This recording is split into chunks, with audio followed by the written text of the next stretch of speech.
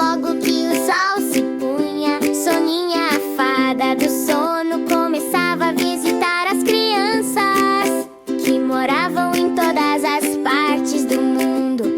Precisava tocar com sua varinha mágica na testa daquelas que durante o dia assistiam a filmes de terror. As crianças muito pequeninas ainda não viam televisão, por isso já estavam vindo. Mas aquelas que viam os monstros da TV, essas estavam acordadas e não conseguiam dormir. Fechavam os olhos e os monstros apareciam, fazendo travessuras em suas mentes.